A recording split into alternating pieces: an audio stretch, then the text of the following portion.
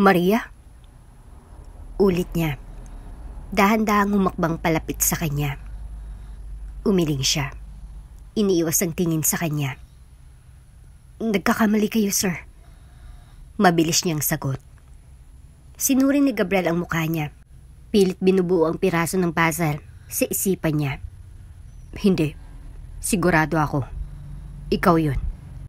Mabilis na bumabaw ang hininga ni Maria, na puno ng takot ang mga mata niya, at mabilis siyang naglakad palayo. Marami pa po akong trabaho, sir. Pasensya na. Teka lang. Tawag ni Gabriel, at narinig niyang sinundan siya ng mayabag niya. Talagang ganun? Gagawin mo akong parang hangin? Wala man lang pagbati? Mas binilisan ni Maria ang lakad niya, pero mas mabilis si Gabriel. Hinawakan niyang braso niya, mahigpit pero hindi masakit. Maria, ako to. Pasensya na, sir. Isa lang akong empleyado. Wala akong masasabi sa inyo. Nakatingin pa rin sa kanya si Gabriel ng matalim. Kung ganun. Aniya, at lumapit pa. Sasagutin mo lang ang isang tanong. Napaatras siya. Ano yun? Seryosong mukha niya puno ng otoridad. May mga anak ka ba? Bago ka pa lang sa channel neto, ibang kwento ni Ate Jane, istorya mo, ikwento ko. Huwag kalimutang pindutin ang notification bell at subscribe button. Pinunasan ni Maria del Rosario ang pawis sa kanyang noo, habang pinagsasabay niyang buhatin ang dalawang mabibigat na supot ng grocery at alalayan ang tatlo niyang makukulit na anak, habang naglalakad sila sa makipot na eskinita papunta sa maliit nilang apartment. Kumirot ang puso niya nang masilayan ng tatlo. Ang kanyang mahal na triplets na sina Leah, Leo at Lucas. Sila ang mundo niya. Silang lahat para sa kanya. Mommy, pritong itlog na naman ba tayo ngayong gabi? Inosenteng tanong ni Leo habang kumikislap ang malalaking kayumanggi niyang mata, puno ng pag-asa. Pinilit ni Maria na ngumiti, kahit na parang kinukurot ang kanyang puso. Oo anak, malakas na pagkain ng itlog para sa malalakas na bata na katulad mo. Natawa si Lucas. Gusto ko, extra crispy. Ako rin, Mami! Sigaw ni Leah, sabay hila sa palda ni Maria. Mas mabigat pang bigat ng responsibilidad niya kumpara sa mga dalang grocery. Bawat hakbang patungo sa maliit nilang isang kwarto na apartment ay paalala ng buhay na pinili niya. Mas tamang sabihin ng buhay na siya'y napilitang piliin. Iniwan niyang pag-ibig, seguridad at kaginhawaan ng desisyon na niyang lumayo kay Gabriel Montenegro, ang lalaking kumuha ng puso niyang, ngunit hindi kailanan maaring malaman ang tungkol sa mga batang nabuo mula sa kanilang pagmamahalan. Habang inilalabas niya ang mga pinamili sa mga supot, nagbalik sa kanyang mga alaala ng araw na iyon. 5 taon nang lumipas mula nang iwan niya si Gabriel. Naalala niyang araw na nadiskubre niyang buntis siya. At hindi lang iisang bata, kundi triplets pa. Nanginginig ang mga kamay niya habang paulit-ulit niyang binabasa ang resulta ng test. Paano kung malaman ni Gabriel? Paano niya matatanggap ito? Isa siyang bilyonaryong tagapagmana na nakatali sa mga inaasahan ng pamilyang mayayaman. Hindi niya sila matatanggap. Bulong niya sa sarili nung araw na iyon. Ito ang dahilan kung bakit siya umalis. Ito ang dahilan kung bakit siya nagtago. Mommy, kinakain na naman ni Lucas ang tinapay. Reklamo ni Leah. Hinahatak ang braso ni Maria. Lucas, itigil mo yan hanggang hapunan. Saway ni Maria, ngunit hindi niya napigilang mapangiti nang makitang inosenteng mukha ng anak. Punong-puno ang puso niya, ngunit hindi ganun kagaan ang kanyang buhay.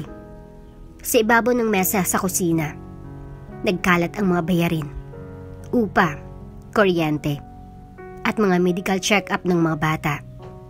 Alam niyang kailangan niyang magtrabaho pa ng mas matindi. Pero bilang isang tagalinis sa hotel, sapat lamang ang kanyang kita para tugunan ang kanilang pangangailangan. Pagkaupo niya sa lamesa, Biglang nag-vibrate ang cellphone niya. Bumilis ang tibok ng puso niya nang makita ang caller ID. Royal Grand Hotel. Hello? Sagot niya ng may halong kaba. Inihanda niya na ang sarili sakaling masamang balita mula sa manager. Maria, kailangan kang pumasok bukas. May espesyal na bisitang darating. Siguraduhin mong walang palpak. VIP to, malaking tao. Matigas na boses ng manager niya. Opo ma'am, darating po ako. Sagot ni Maria. Pinaplano na agad kung paano niya pagsasabihin ang shift at ang schedule ng mga bata sa eskwelahan. Wala siyang ideya na ang malaking bisita na iyon ay si Gabriel Montenegro. Kinabukasan, isinuot ni Maria ang kanyang simpleng uniforme sa hotel. Maingat na itinali ang buhok niya sa isang malinis na ban. Ang refleksyon niya sa salamin ay nagpakita ng isang babaeng pagod pero determinado. Kailangan niya maging perpekto ngayong araw. Paulit-ulit na umalingangaw si isip niya. Ang sinabi ng manager. Walang pagkakamali. Lina, pakiusap. Bantayan mo muna ang mga bata. Pakiusap ni Maria sa kanyang matalik na kaibigan na nakatira lang sa kabilang unit. Siyempre, pero Maria, pinapahirapan mo na masyadong sarili mo. Dapat mo nang sabihin sa kanya. Sagot ni Lina habang nakakunot ang noo. Kanino? Sinong dapat kong pagsabihan? Kunwari inosenteng tanong ni Maria, pero alam niya kung sinong tinutukoy ni Lina. Alam mo kung sino? Si Gabriel, ang ama ng mga anak mo. Huminto ang hininga ni Maria. Wala na siya sa buhay namin, Lina, at hindi na siya babalik. Sa hotel, gumalaw siya na parang makina. Nagpupunas, nag-aayos, at sinisigurong perpekto ang bawat sulok ng Grand Lobby. Ang tunog ng mapapalapit na yabag ay umalingaw-ngaw mula sa entrada. Tumingin siya saglit at doon niya nakitang pamilyar na figura na dumadaan sa umiikot na salamin na pinto. Tumigil ang mundo niya. Gabriel Montenegro. Matipuno pa rin ang tindig, makapangyarihan pa rin ang lakad.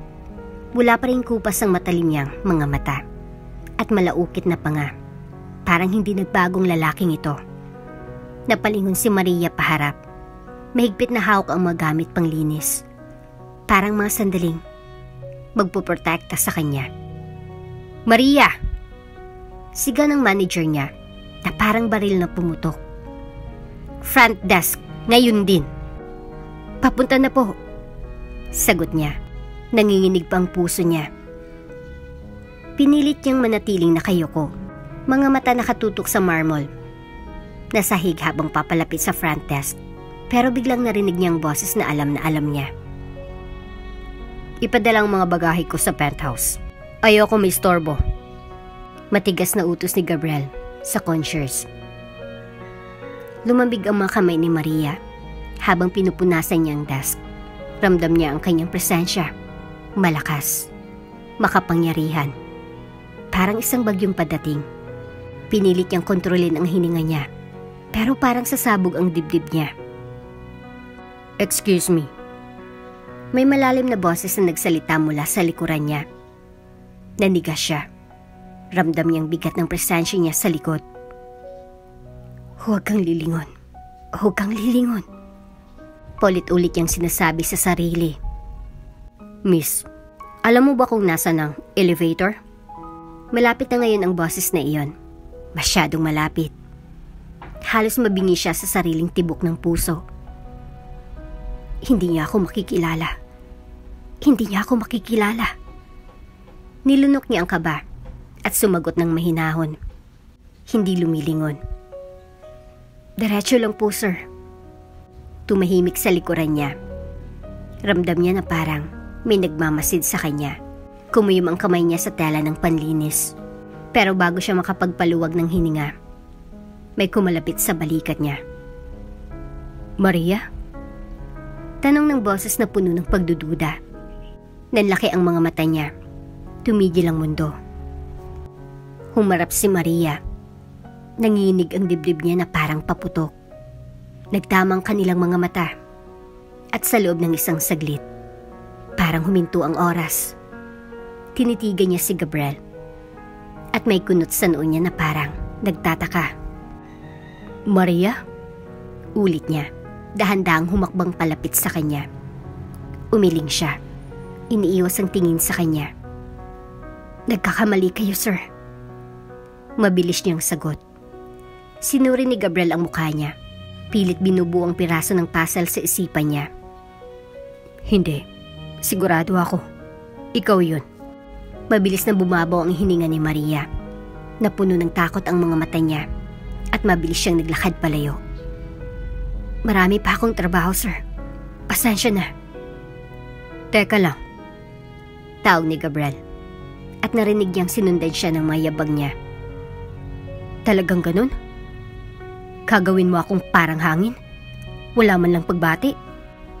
Pas binilisan ni Maria ang lakad niya. Pero mas mabilis si Gabriel. Hinawakan niya ang braso niya.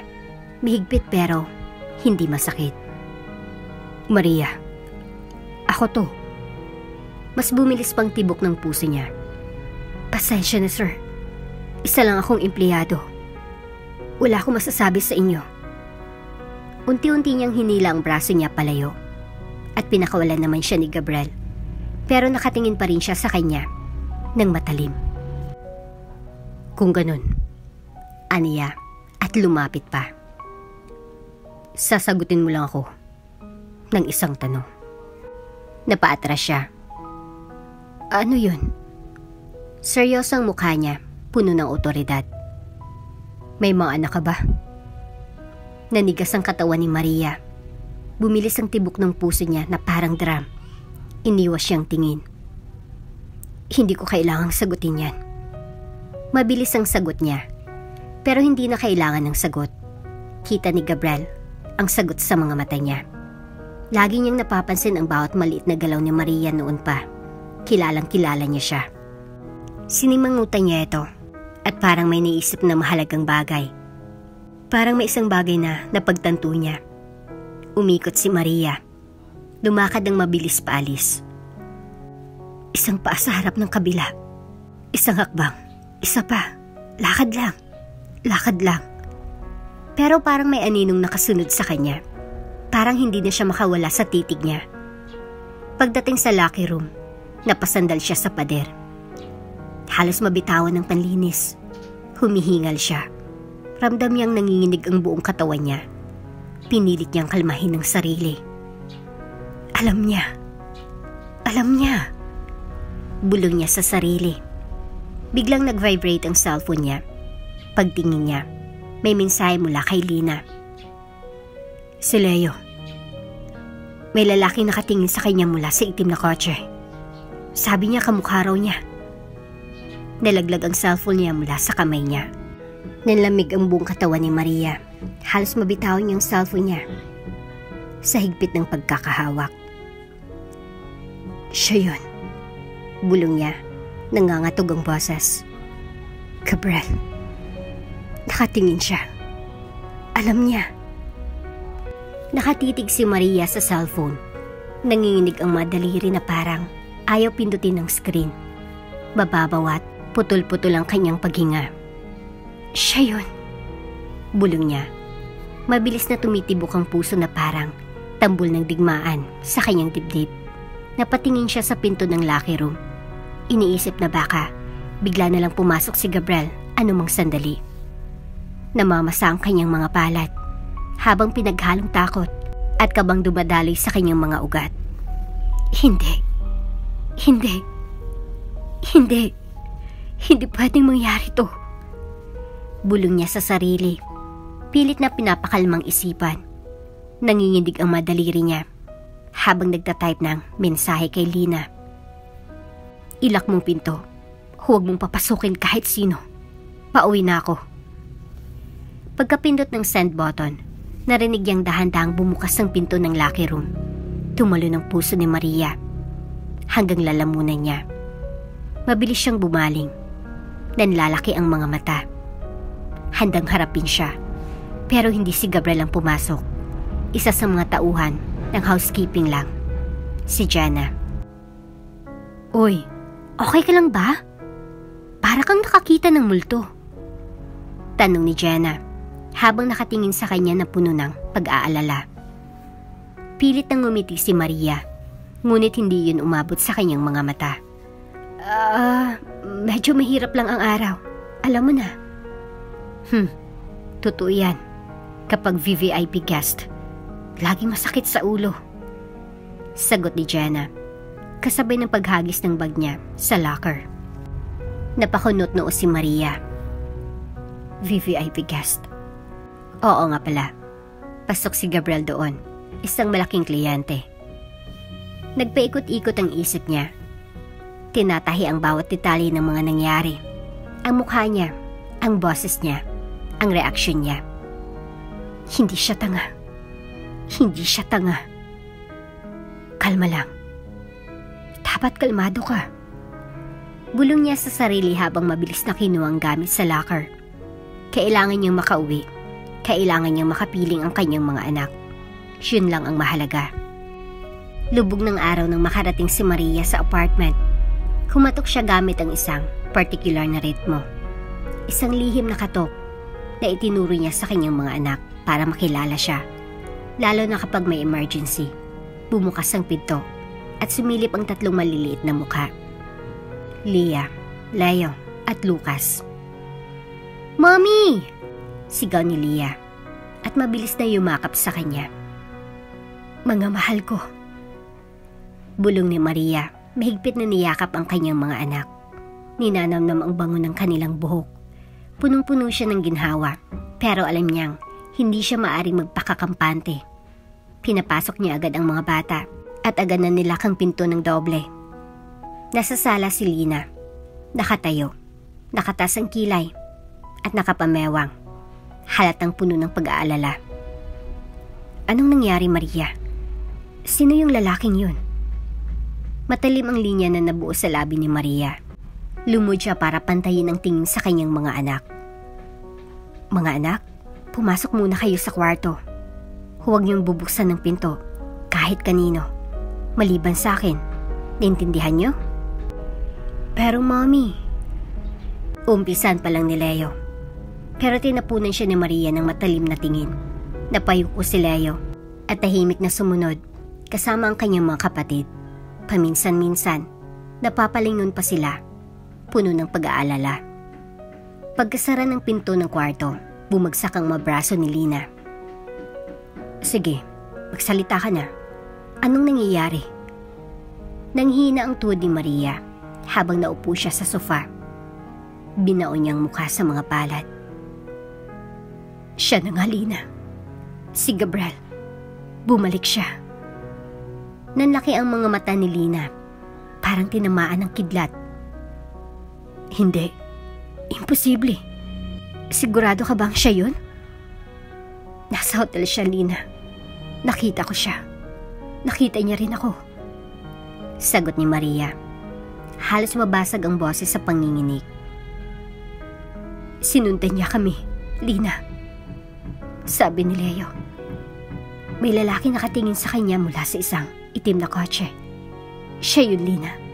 Siya yun. Kalma. Kalma. Sabi ni Lina habang hinawakan ng balikat ni Maria. Malakas ngunit mahinaw ng tinig niya.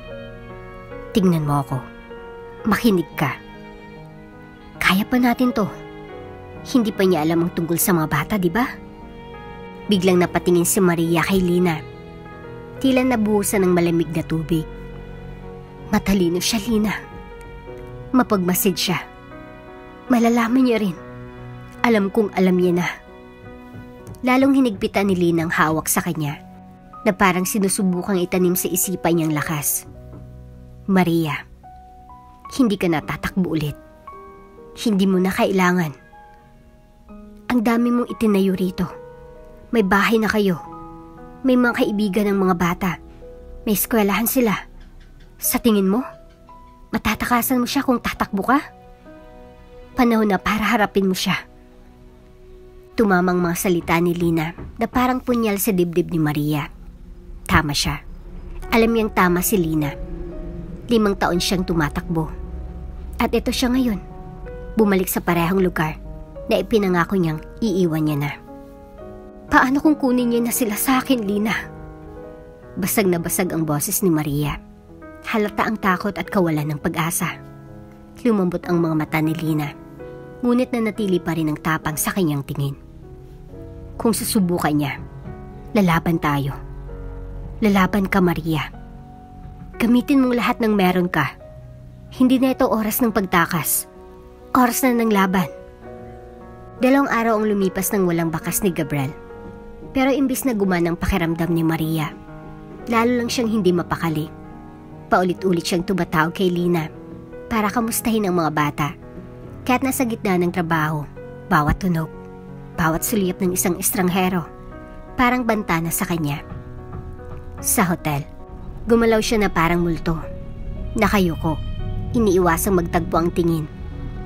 Sa sino mang nakasuot na coat, usot, mas kaunting makapansin sa kanya, mas mabuti. Pero may ibang planong tadhana. Kakatapos lang niyang linisin ang isa sa mga guest suits nang biglang tumunog ang kanyang walkie-talkie. Maria, mag-report ka sa penthouse. Request ng VVIP. Parang bumaliktad ang sikmura niya. Penthouse. Ang kanyang penthouse. Nanginginig ang kamay niya habang hawak ang device. Copy. Papunta na. Parang isang habang buhay ang biyahe. Paakyat ng penthouse. Nakikita niya ang sarili sa salamin ng elevator. Ang takot na malinaw sa kanyang mga mata. Ginawa niya ng lahat para iwasan siya. Pero parang pinaglalaroan siya ng kapalaran. Bawat hakbang papunta sa engranding double doors ng penthouse suite. Parang mabigat na bakal ang kanyang mga paa. Kumatok siya. Mababaw ang hininga niya. Tumitibok ang puso niya na parang kulog. Bumukas ang pinto. At nandun siya. Si Gabriel Montenegro. Tumayo siya sa harap niya. Mas matalim ang panga kaysa natatandaan niya. Nakato ng mga mata niya kay Maria. Puno ng di maipaliwanag na tensyon. Nakaputing button-down shirt siya. Nakatupi ang mga manggas. Kaya kitang-kita ang mga matitigas niyang bisig na minsan nang hinalikan ang madaliri ni Maria. Hindi mabasa ang kanyang ekspresyon, pero mahigpit na nakatikom ang malabi niya. Maria. Aniya, mababa at mabigat ang boses. Kailangan nating mag-usap. Sumikdo ang puso ni Maria. Hawak ng mahigpit ang kanyang mga gamit, panglinis na parang sandata. Nilingon niyang likod niya. Tinatansya kung makakatakbo siya. Huwag mo nang subukan. Sabi ni Gabriel na para bang nabasang isip niya. Hindi ka na makakatakas sa akin ngayon. Nanginginig ang mga labi niya pero hindi siya umatras. Nandito ako para maglinis, sir. Yun lang. Sinungaling. Isang hakbang pasulong ni Gabriel. Matalim ang tingin na parang kayang silipin ng kanyang kaluluwa. Matagal na akong naghintay, Maria. Hinayaan kita, pero tapos ng paghihintay. Biglang huminto ang mundo ni Maria. Alam niya. Alam niya. Nasaan ang mga anak ko, Maria? Sigaw ni Gabriel. Matalim ang boses na parang salamin na nabasag. Nasaan sila? Sabihin mo sa akin. Umatas siya ng isang hakbang. Nanginginig ang hininga. Umiiyak ang kanyang mga mata. Pero kinagat niya ang kanyang labi. Pilit na pinipigilang bumigay. Nagdilim ang tingin ni Gabriel at dahan-dahan siyang lumapit. Sabihin mo sa akin ngayon o ako mismong hahanap sa kanila. Nagdart ang mga mata ni Maria papunta sa pinto. Malapit lang ito. Ilang talampakan mula sa kanya. Pero harang ni Gabriel ang daan. Parang sasabog ang puso niya sa kaba. Lahat ng instinct niya nagsisigaw na tumakbo. Pero parang nakabaon ng mapaa niya sa sahig. Huwag mong gawin to, Gabriel. Pakiusap niya. Halos bulong na lang ang boses. Pwede ba tayo mag-usap ng maayos? Mag-usap? Inulit ni Gabriel. At tumawa ng mahina pero matalim. Parang punyal na tinutusok ang bawat salita. Binigyan kita ng pagkakataon na mag-usap 5 taon nang nakalipas, Maria. Pero anong ginawa mo? Tumakbo ka. Hindi lang yun. Nagnakaw ka rin sa akin. Isang hakbang na naman siya palapit. Parang isang hayop na dahan-dahang lumalapit sa kanyang biktima. Ngayon, sabihin mo sa akin. Dahan-dahan, mariin ang bawat salita. Nasaan sila? Nagkandara pang hininga ni Maria. Hawak siya ng matinding kaba. Ligtas sila, Gabriel. Yun lang ang mahalaga. Kumuyom ang panga ni Gabriel at malakas na bumuga ng hangin sa ilong. Parang hayop na galit. Ligtas? Ligtas sa akin? Ako ang ama nila, Maria. May karapatan ako sa kanila. Sumabog ang boses niya. Gumalaw pa ang mga dingding ng kwarto sa lakas ng kanyang sigaw. Nanginig ang balikat ni Maria, kasabay ng pagbagsak ng kanyang maluha. Napakatagal niya ng matapang, pero ngayon, unti-unti nang nababasag ang kanyang pader. Mga anak ko sila, Gabriel. Ako nagpalaki sa kanila. Ako nagbantay tuwing gabi kapag may sakit sila. Ako nagtrabaho ng doble-doble para lang may mapakain sa kanila. Hindi ka pwedeng basta nilang bumalik at kunin sila dahil gusto mo. Umalingangaw sa kwarto ang boses niya, bawat salita puno ng puot at pagmamahal. Naghele ang dibdib niya habang hinihingal. Saglit, may nakita siyang nagbago sa mukha ni Gabriel. Parang bubigat ang tingin niya, pero mabilis din itong nawala. At sinong nagbigay sa'yo ng karapatan, Maria? Marin ang boses ni Gabriel, pero mababa na at puno ng panganib. Hindi ikaw ang pwedeng magdesisyon kung may karapatan pa ako sa kanila. Dugo ko sila. Mabigat na katahimikan ang sumunod. Nanginginig ang kamay ni Maria. Habang pinupunasan ng maluha sa pisngi, alam niyang hindi niya ito matatalo sa ganitong usapan. Hindi ganito. Tama ka. Sagot niya. Basag-basag ang boses. Dugo mo sila. Pero hindi sapat ang dugo para maging ama ka, Gabriel. Parang sinuntok si Gabriel sa dibdib. Napatigil siya. Bahagyang bumuka ang bibig. Tila hindi makapaniwala sa narinig. Nagtitigan sila. At alam niyang hinintay niyang bawiin niyang sinabi. Pero hindi niya iyon binawi. Deserve nilang higit pa sa pangalan mo. Deserve nilang mahalin at pahalagahan. Hindi basta ang kinin na parang gamit. Mas matibay ang boses niya ngayon. Mas matatag. Parang nawala ng takot. Kung gusto mong maging ama, Gabriel, patunayan mo. Pagtrabahuhan mo. Parang kulog na bumalot sa kwartong bigat ng sinabi niya. Parang napatigil ang mundo. Nagbukas ng bibig si Gabriel para magsalita, pero walang lumabas na salita. Tinitigan niya si Maria na parang ngayon niya lang ito nakikita. At bigla siyang tumawa. Pero hindi ito masayang tawa. Ito'y mapait, hungkag, at puno ng pagdududa. Iiling-iling siya habang nakahawak sa bewang, nakatitig pa rin kay Maria. Alam mo, Maria? Aniya, mababang boses, pero mataling pa rin. Palagi kang marunong dumiretso sa sagot, ano? Pero hindi siya umatras. Hindi na ngayon. Pagbalik sa bahay, nakaupo si Maria sa sofa, kasama si Lina. Nakabaon ang mukha niya sa kanyang mga palat. Alam niya na. Bulong niya. Garal-gal ang boses. Umupo si Lina sa tabi niya. Marahang hinihimas ang likod niya. Kaano ka kasigurado? Inangat ni Maria ang mukha. Namumula at namamaga ang mga mata sa kakaiyak. Sinabi niya mismo, Lina. Tiningnan niya ako ng diretso at tinanong kung nasan ang mga anak niya. Alam niya, Lina. Alam niya ang lahat. Nipis na linyang nabuo sa labi ni Lina. Halatang nag-iisip. Sige. Anong plano natin? Plano? Mariing sagot ni Maria. May halong inis at pagod. 5 taon na akong tumatakbo, Lina. Pagod na ako. Wala na akong plano. Wala na akong lakas. Nakasubsob siya. Nakapatong umasiko sa tuhod.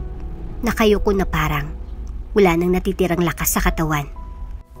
Kung ganun, panahon na para gumawa ng bago. Madiing sabi ni Lina, matibay at puno ng determinasyon. Hindi na tayo tatakbo, Maria. Kung gusto niyang makita ang mga anak niya, sige. Pero sa mga kondisyon mo, hindi sa kanya. Parang biglang sumiklab ang isang apoy sa dibdib ni Maria. Isang alab na matagal nang namatay. Pero ngayon ay muling nag-apoy. Umupo siya ng tuwid. Pinunasan ng maluha gamit ang manggas ng kanyang suot. Sa mga kondisyon ko. Ulit niya. Matigas ang boses. Tumitig siya kay Lina, puno ng bagong lakas. Tama ka. Gagawin natin ito sa paraan ko. Magdamag silang nagplano. Pinag-usapan ang bawat posibleng sitwasyon. Bawat galaw na maaring gawin ni Gabriel. Suriin ang lahat. Ang kanyang ipon, mga legal na karapatan, at custodial rights. Hindi magandang hitsura ng sitwasyon. Pero ito na ang simula. Kinabukasan, ginawa ni Maria ang pinakamahirap na tawag sa kanyang buhay. Hello? Ako to. Sabi niya, hawak ng migpit ang cellphone na halos maputla na ang madaliri niya. Kailangan natin mag-usap. Sandaling katahimikan. Pagkatapos, isang boses na pamilyar at malamig. Sabihin mo kung kailan at saan, Maria.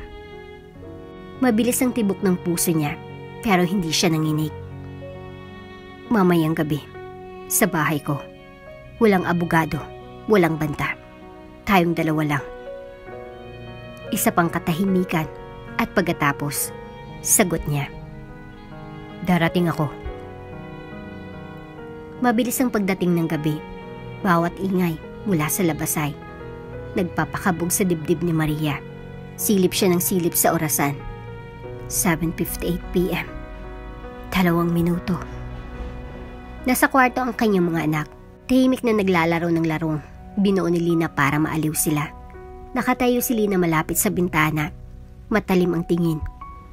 Parang lawin na nag-aabang ng biktima. Kahit isang galaw mula sa labas, handa siyang magbigay ng babala. Biglang huminto ang puso ni Maria. Napatingin siya kay Lina. At sa isang tinginan lang, nagkaintindihan na sila. Tumayo si Lina. Alerto. At matatag ang tindig. Parang kwerdas ng pana na handang pakawalan. Dahan-dahang lumapit si Maria sa pinto. Sinusubukang panatilihing mahinahon ng hininga. Pero hindi niya mapigilan ang bahagyang panginginig ng kanyang mga daliri. Huminga siya ng malalim. Ipinikit ang mga mata. At dahan-dahang binuksan ang pinto. At doon siya. Si Gabriel Montenegro. Nakatayo siya sa pintuan. Suot ang isang itim na coat na bagay sa kanya. At bahagyang magulo ang buhok dahil sa malamig na hangin ng gabi. Matindi ang titig niya kay Maria. Matalim. At hindi kumukurap. Parang hinintay na isara niya ang pinto sa kanyang mukha. Pero hindi niya ginawa. Pasok ka. Sabi ni Maria. Isang hakbang sa gilid para bigyan siya ng daan. Tumingin-tingin si Gabriel sa paligid. Parang isang mabangis na hayop na sinusuri ang kanyang teritoryo. Naglakad siya papasok.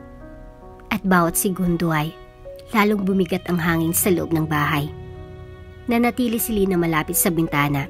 Titig na titig kay Gabriel na parang handang saluhin ang bawat kilos nito. Nakita siya ni Gabriel pero hindi siya pinansin. Buong atensyon niya ay nakatutok kay Maria. Nasaan sila? Tanong niya.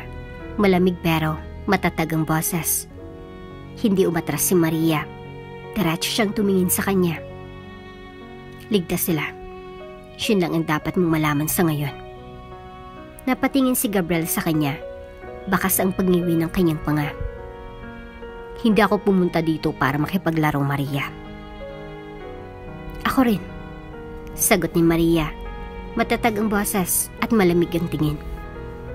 Sinabi mong gusto mong mag-usap, kaya magsalita ka. Isang hakbang paabante si Gabriel. titig na titig sa kanya. Hindi nagpapatalo. Hindi ako alis hanggat hindi ko sila nakikita. Nanggigil si Maria.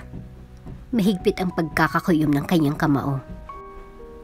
Makikita mo sila kapag sinabi ko. Hindi isang segundo bago yun, Gabriel.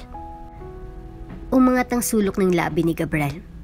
Isang ngiti na walang bahid ng saya. Ganyan ka pa rin. Mahilig kang subukan ng pasensya ko. Nagmukhang masikip ang kwarto. Parang dalawa silang nasa isang maliit na hawla. Parehong malalakas na pwersa na nagpapanggaan. Kung ganun, mukhang pareho nating makukuha ang gusto natin. Sagot ni Maria, malamig at matatag ang boses. Makikita mo sila, pero sa mga kondisyon ko. Tumahimik ang kwarto. Ramdam ang tensyon na parang lintik na nag-aabang ng kidlat. Nakatitig lang si Gabriel sa kanya. Parang may nahanap na sagot sa kanyang muka. At tumawa siya. Pero hindi masayang tawa. Ito'y mapait, hungkag, puno ng panlilibak. Iling siya ng iling. Nakahawak sa balakang habang patuloy na nakatitig kay Maria. Palagi kang magaling dumiretso sa sagot, Maria. Sabi niya, puno ng himig ng pagod at galit. Pero hindi na umatras si Maria. Hindi na siya Maria na madaling takutin. Oops, may break muna. Gusto mo ba ma-shoutout dito sa channel ni Ate Jane? Mag-comment lang ng lesson you learned from the latest story uploaded. Dahil pipili kami ng isang best comment of the day para i-shoutout sa susunod na upload. Kaya huwag kalimutang mag-iwan ng lesson you learned after you watch this video. Maraming salamat! At palagi kang magaling manakot, Gabriel. Sagot niya, ang bawat salita ay parang palaso na tumutusok sa hangin. Pero ngayong gabi, hindi na ako natatakot. Parang tambol na pandigma ang tibok ng puso ni Maria sa kanyang dibdib. Parang sinisikipan ng lubid ang kanyang lalamunan at hirap siyang makapagsalita. Nakataon ang mga mata ni Gabriel sa kanya. Matalim. Parang mga punyal na nakatarak sa kaluluwa niya. Hindi ko alam ang sinasabi mo. Bulong ni Maria. Halos hindi marinig ang sarili niyang boses. Lumapit si Gabriel. Pinabawasan ang distansya sa pagitan nila. Mahigpit ang pagkakakuyom ng kanyang panga. At may halong galit at pagkakanulo ang makikita sa kanyang mga mata. Huwag mo akong pagsisinungalingan, Maria. Akala mo ba? Hindi ko alam. Nakita kita noon. At nakita ko rin sila. Naputol ang hininga ni Maria. Parang sinakal ang kanyang dibdib ng kaba. Pero hindi siya umatras. Pinilit niyang panatilihing kalmado ang sarili. Kilala niya si Gabriel. Alam niyang kapag nagduda ito, hindi siya titigil hanggang makuha niyang katotohanan. Hindi sila sa'yo, Gabriel. Singhal niya. Mariing titig ang binigay sa kanya. Wala kang karapatan na dumating dito at mag-utos sa akin. Umigting ang panga ni Gabriel. Bahagyang tumagilid ang ulo niya. At dahan-dahang lumabas ang isang ngiting walang halong saya. Hindi akin? Nakita ko yung bata, Maria. Kamukhang kamukha ko nung edad niya. Bumaba ang boses niya sa isang malamig na bulong. At kapag napatunayan kong akin sila, ipapaalam ko sa buong mundo. Nanginginig ang mga kamay ni Maria habang mas mahigpit niyang hinawakan ang basahan na parang hawak niyang sandata. Iniwan mo ako, Gabriel. Iniwan mo akong walang bahay, walang pera, walang tulong. Wala kang karapatang questionin ang ginawa ko pagkatapos nun. Sandaling lumambot ang mga mata ni Gabriel. Pero kasing bilis ng pagliwanag, bumalik ulit ang pagiging matigas. Hindi ko alam, Maria. Hindi ko alam na buntis ka. Malalim ang buntong hininga niya. Mabigat ang boses na puno ng pagsisisi. Kung alam ko lang, hindi sana ako umalis. Napangisi si Maria. Pilit pinipigilan ang luha sa kanyang mga mata. Huwag kang magkunwaring bayani, Gabriel. Pinili mo yun. Ikaw ang may kasalanan. Tuminding katahimikan. Parang sumisikip ang hangin sa paligid, puno ng sakit at galit na matagal nang hindi na ilalabas. Lumakad si Maria paatras, pero mabilis siyang hinawakan ni Gabriel sa pulso. Hindi masakit, pero mahigpit. Makinig ka sa akin. Madiin niyang sabi, titig na titig sa mga mata ni Maria, na parang may hinahanap doon. Katotohanan o awa. Kung sila nga ang mga anak ko, may karapatan akong makasama sila. Hindi mo pwedeng ipagkait yun sa akin. Bumigay ang boses ni Maria habang pilit niyang hinihila ang braso palayo. At kapag sinubukan mong kunin sila sa akin, Gabriel, isinusumpa kong pagsisisihan mo yon. Ding dong! Biglang tumunog ang doorbell. Parang tumalo ng puso ni Maria papunta sa kanyang lalamunan. Napatitig si Gabriel sa pinto. Kumunot ang noo. May inaasahan ka ba? Tanong niya, matalim ang boses. Wala kang pakialam. Mariing sagot ni Maria bago siya nagmamadaling pumunta sa pinto. Pero nang buksan niya ang pinto, para siyang sinampal ng malamig na hangin.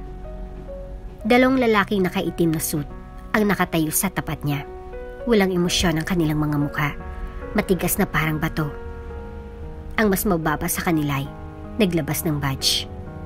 Kasabay ng malamig at autoridad na boses. Maria Velasquez, nandito kami sa ngalan ni Ginoong Gabriel Montenegro. Sumama ka sa amin para sa investigasyon kaugnay ng isang legal na usapin. Halos mawala ng hangin si Maria. Anong legal na usapin? Wala akong kasalanan. Hindi kumurap ang lalaki. Malalaman natin yan kapag sumama ka sa amin. Nilingon ni Maria si Gabriel. Nakatingin lang ito. Nakakrus ang mga braso at isang malamig na ekspresyon ang nasa kanyang mukha. Parang nag-uutos ng walang sinasabi. Sinet up mo ako. Bulong ni Maria, punong-puno ng galit at pagkakanulo. Ginawa kong kailangan kong gawin. Malamig na sagot ni Gabriel. Sinabi ko sa iyo, Maria, tapos ng paghihintay ko. Nanginginig ang mga kamay ni Maria habang nakatingin siya sa direksyon ng kwarto kung saan nagtatago ang kanyang mga anak. Parang sinasakal ang dibdib niya at nararamdaman niya ang mga luha na papalabas na, pero hindi siya susuko. Hindi ako aalis.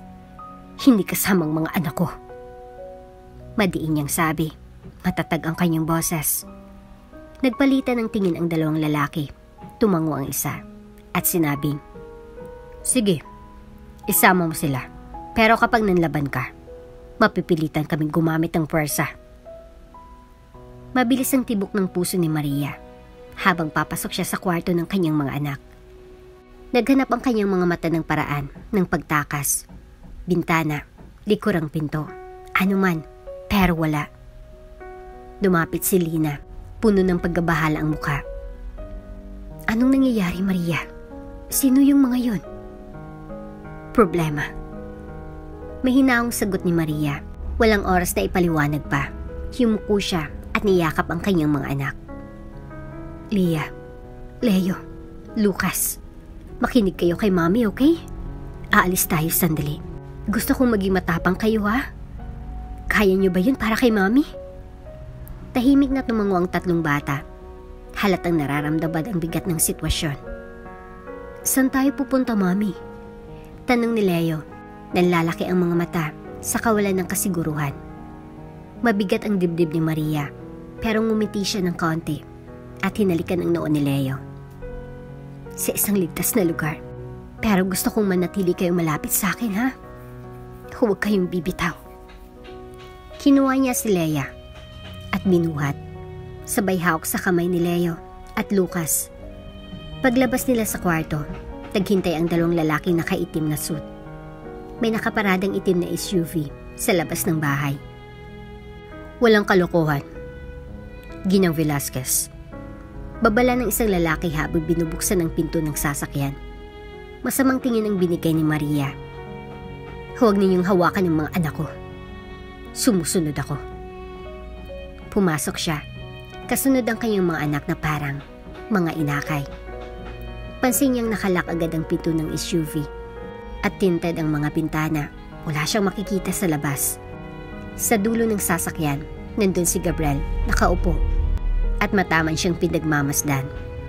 Walang sinasabi, pero ang tingin niya ay mas malakas pa sa kahit anong salita. Kumuyom ang mga kamao ni Maria. Akala mo ba, makokontrol mo ako ng ganito?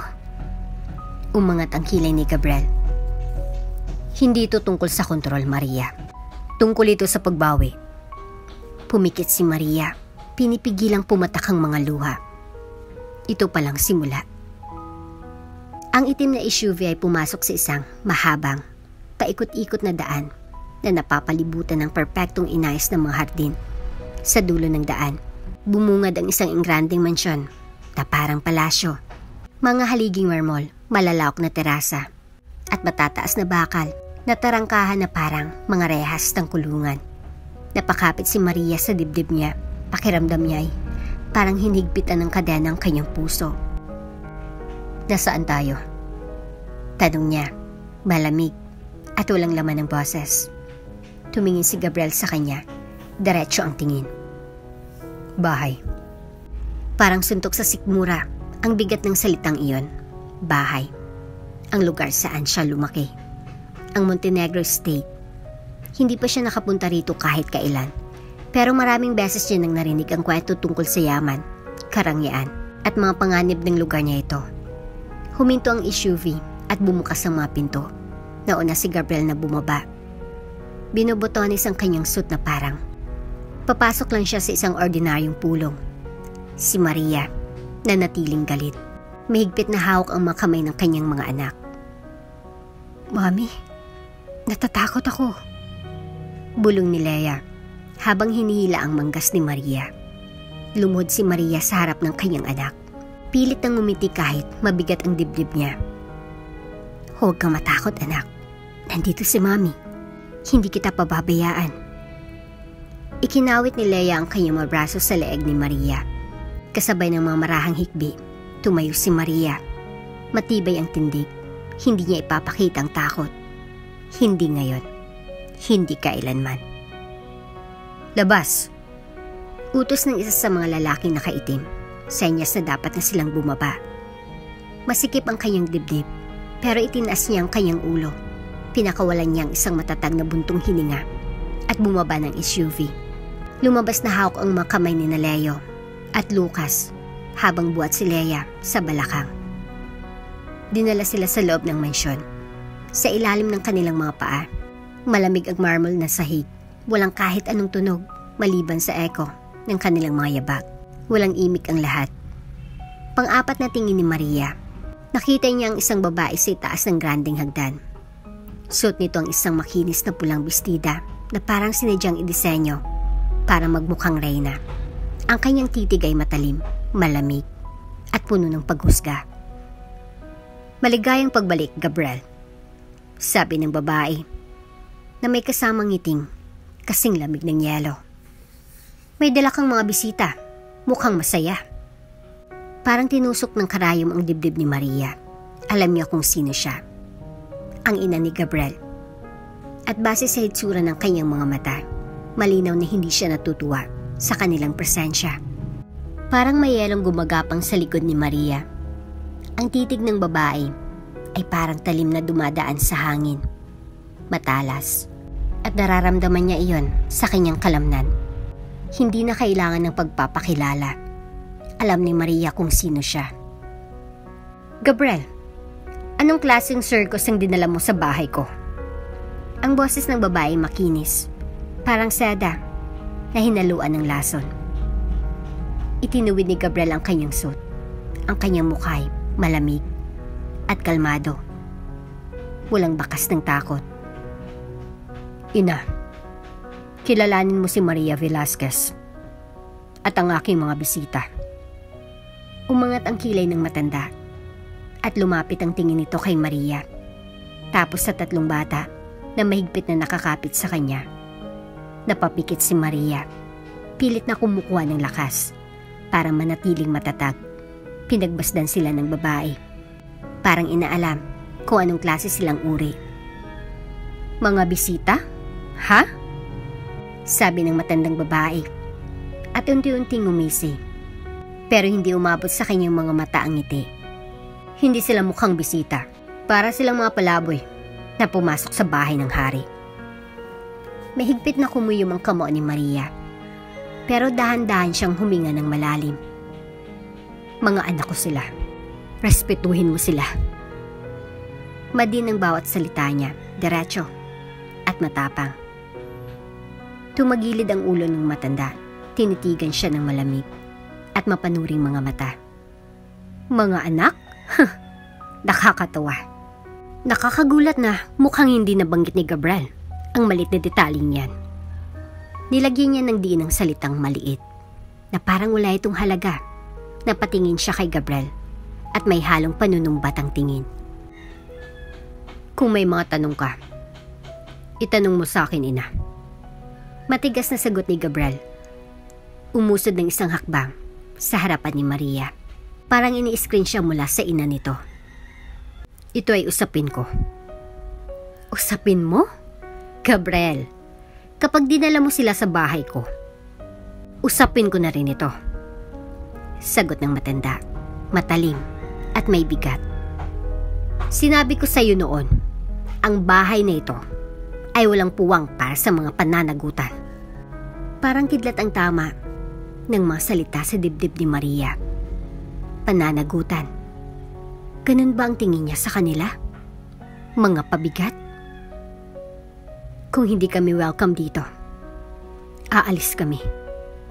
Madiin ang sagot ni Maria habang hinigpitan ang hawak sa kamay ng kanyang mga anak. Hindi ka aalis. Malamig na putol ni Gabriel.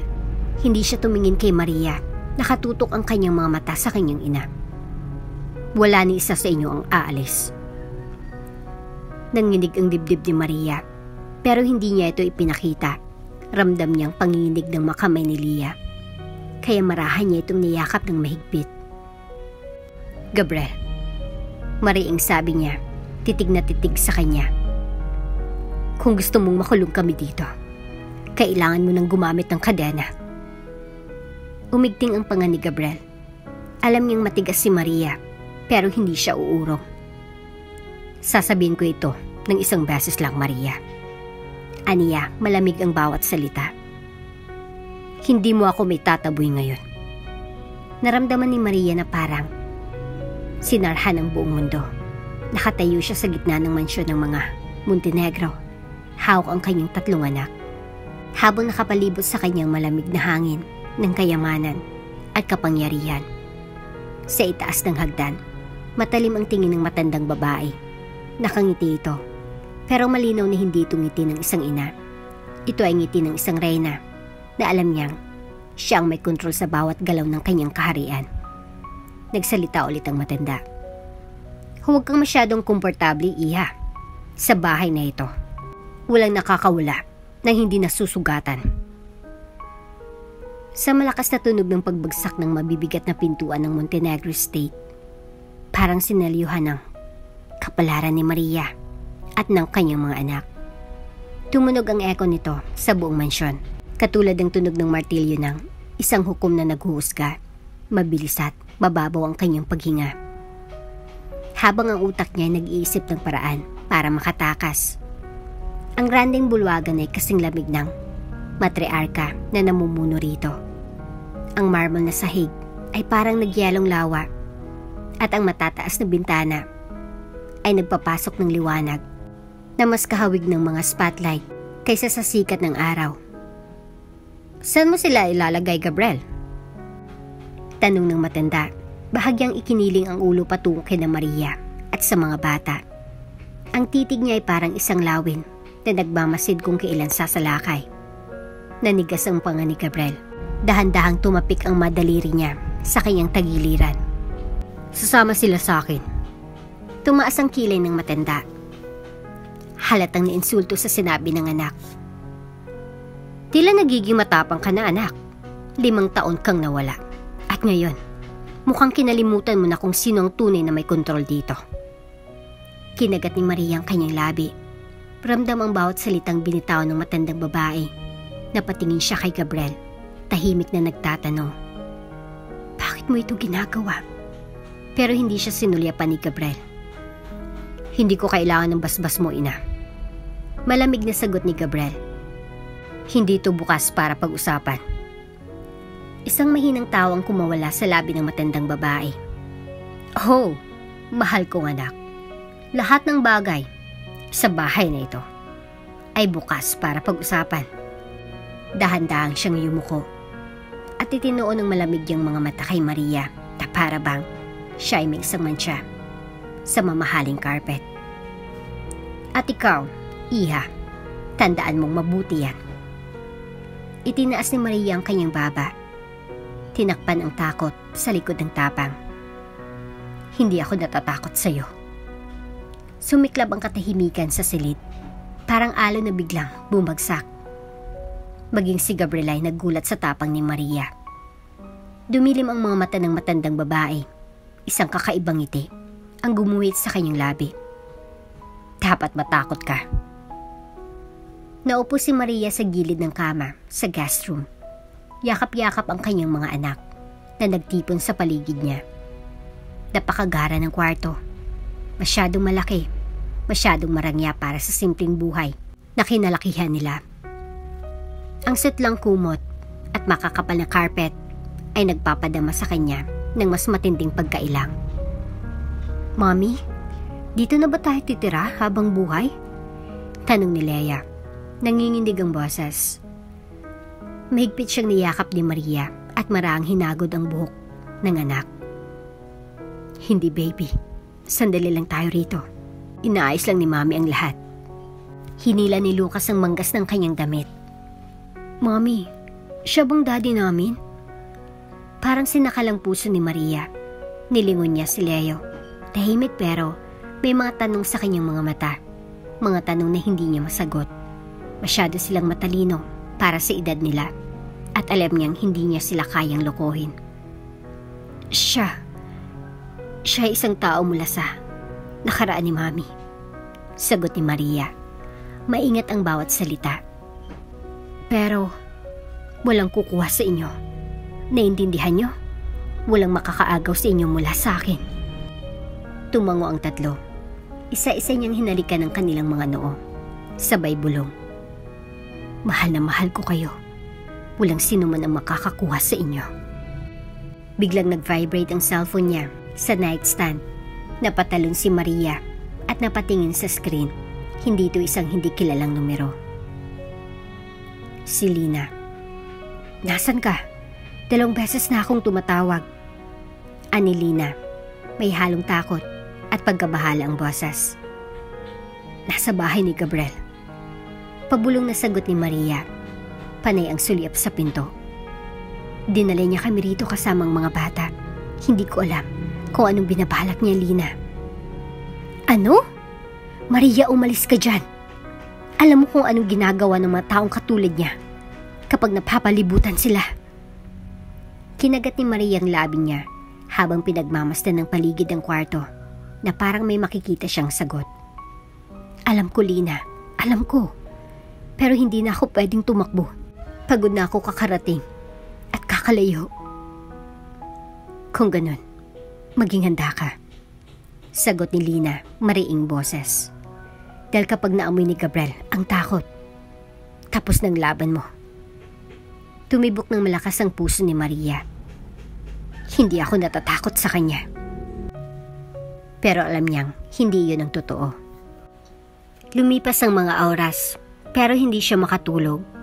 Parang ayaw magpahinga ng kanyang isip. Halos suminto ang puso ni Maria. Tumapit siya sa pinto. Tumingin sa kanyang mga natutulog na anak at dahan-dahang binuksan ang pinto ng 1 pulgada. Si Gabriel. Maluwag ang kanyang tie at mas madilim kaysa sa dati ang mga mata niya. Kailangan nating mag-usap. Hindi ngayon, Gabriel. Sabi ni Maria. Sinubukang isarang pinto pero naharang niya ito gamit ang kamay. Ngayon, Aniya, matatag pero hindi galit. Dahan-dahan niyang itinulak ang pinto at pumasok. Iniisip mo siguro na kaaway mo ako, hindi ba? Tanong ni Gabriel. Nakatitig ng diretso sa mga mata niya. Nagkrus ang braso ni Maria. Hindi ba? Sumikip ang mga mata ni Gabriel. Halatang naiinis. Kung gusto ko kayong saktan, hindi ko na kayo dinala rito. Tumingin si Maria sa mga anak niya bago muling binalingan si Gabriel. Bakit mo kami dinala rito, Gabriel? Pwede mo naman kaming pabayaan na lang. Hinagod ni Gabriel ang kanyang buhok. Parang nawawalan ng kontrol. Dahil may natuklasan ako, Maria. Isang bagay na binago ang lahat. Bumilis ang tibok ng puso ni Maria. Anong ibig mong sabihin? May kinuha si Gabriel sa bulsa at iniabot kay Maria. Isang maliit, nakatuping papel. Nanginginig ang madaliri ni Maria nang buksan niya ito. Paternity test. Positive. Parang huminto ang mundo ni Maria. Wala kang karapatang gawin ito. Bulong niya, nanginginig sa galit. Silang mga anak ko, Maria. Mga anak natin. Pinunit niya ang papel. Galit na galit. Akala mo ba, dahil sa papel na yan, makukuha mo sila? Makukuha mo ako? Lumambot ang mga mata ni Gabriel. Hindi, pero binibigyan ako ng karapatan na maging ama nila. Umigting ang panga ni Maria, puno ng galit at hinanakit. Hindi mo sila makukuha, Gabriel. Hindi ko sila ibibigay. Lumapit si Gabriel, titig na titig sa kanya. Hindi kita kinuha para kunin sila, Maria. Kinuha kita para manatili. Nagsimula ng kumulo ang tensyon. Parang bulkan na malapit ng sumabog. Nahati si Maria sa pagitan ng pagmamahal, tiwala, at pagnanais na mabuhay. Si Gabriel, sa kabilang banda, ay kailangang harapin ang katotohanan ng kanyang mga pagkakamali habang nilalabanan ang kontrol ng kanyang ina. Ang huling kumprontasyon ay hindi na maiiwasan at walang sino man ang makakaalis dito nang hindi nagbabago. Kumakalabog ang ulan sa malakas na salamin ng Montenegro Estate. Bawat patak ay parang orasan na nagbibilang ng huling segundo, pero mas malakas pa ang bagyo sa loob ng mansyon. Nakatayo si Maria malapit sa fireplace, nakayakap ang mga braso sa kanyang sarili habang pinapanood si Gabriel na naglalakad pabalik-balik. Bawat tiyapak niya ay mabigat, puno ng tensyon. Mahigpit ang pagkakakuyom ng kanyang panga at matalim ang kanyang mga mata. Hindi natitinag, hindi sumusuko. Akala mo ba? Kaya mo lang iwagayway ang papel na yun at biglang magiging ama ka nila? Matapang na tanong ni Maria. Matatag ang boses pero nagliliyab ang mga mata. Sa tingin mo ba? Ganun ang kadali, Gabriel? Tumigil sa paglalakad si Gabriel at hinarap siya. Tumitig siya ng diretso sa mga mata ni Maria. Hindi ito madali, Maria. Pero itong katotohanan. At tapos na akong tumakbo mula rito. Tapos ka nang tumakbo? Tumawa si Maria, mapait at puno ng sakit. Akong tumatakbo ng 5 taon, Gabriel. Habang ikaw ay nakatira sa mga tore ng salamin. Ako'y nagtataguyan ng mga anak mo. Pinapakain ko sila. Dinadamitan ko sila. Pinalaki ko silang mag-isa. Hindi mo pwedeng biglang lumitaw dito at magkunwaring bayani. Bahagyang lumambot ang mga mata ni Gabriel, pero nanatiling matibay ang kanyang tindig. Hindi ako pumunta dito para maging bayani, Maria. Nandito ako para maging ama nila.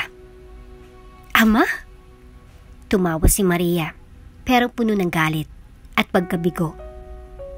Hindi sapat ang DNA para maging ama, Gabriel. Ang amang nagpapalipas ng gabi para mag-alaga ng may sakit na anak. Ang nagpapahid ng sugat sa tuhod. Ang nagbabasa ng kwento tuwing matulog. Nasaan ka nung lahat yun? Hinagod ni Gabriel ang kanyang mukha gamit ang 2 kamay. Parang sinusubukang pigilan ng sarili.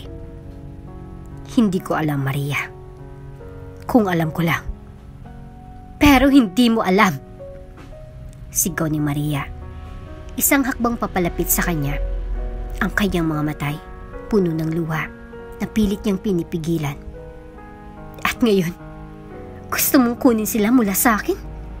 Gusto mong kunin sila? Na parang sila'y mga gamit na pwede mong angkinin? Hindi siya kumurap. Hindi ko sila inaangkin, Maria. Inaako kong responsibilidad ko. Tumahimik ang buong silid. Bigat ng katahimikan na parang buhos ng ulan sa labas.